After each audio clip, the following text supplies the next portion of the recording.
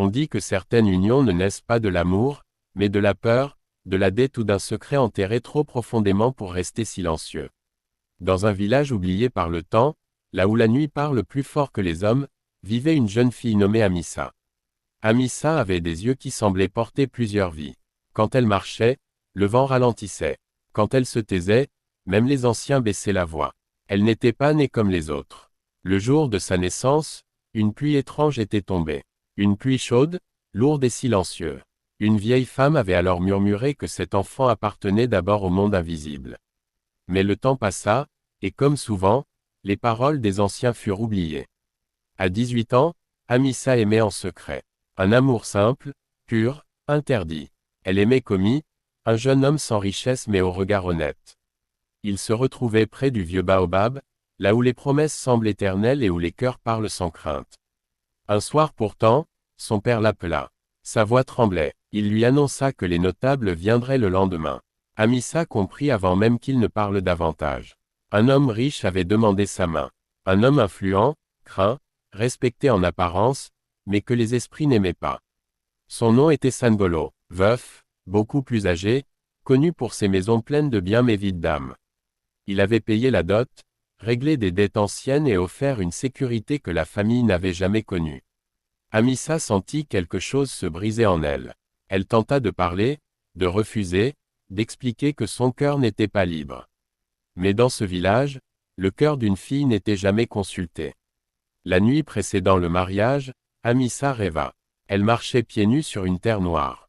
Des femmes sans visage l'entouraient, chantant dans une langue oubliée. Puis une voix grave s'éleva et avertit qu'un mariage sans consentement ouvrait la porte aux morts. Elle se réveilla en sueur. À l'aube, un coq chanta puis tomba mort. Une jarre d'eau se fendit sans raison. Une chouette se posa sur le toit en plein jour. Les anciens murmurèrent, mais personne n'osa arrêter la cérémonie. Le jour du mariage, Amissa était vêtue de blanc, mais son esprit était ailleurs. Lorsque Sanbolo lui prit la main, un vent violent souffla. Les bougies s'éteignirent. Un enfant se mit à pleurer sans raison apparente. Malgré tout, le rituel continua. La nuit venue, Amissa entra dans la maison de son mari. C'est là que tout bascula. Chaque nuit, elle faisait le même rêve. Une femme enchaînée apparaissait devant elle, le ventre meurtri, les yeux pleins de larmes.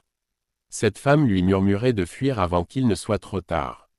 Chaque matin, Amissa se réveillait avec des marques sur le corps, des traces qu'aucune main humaine n'avait laissées.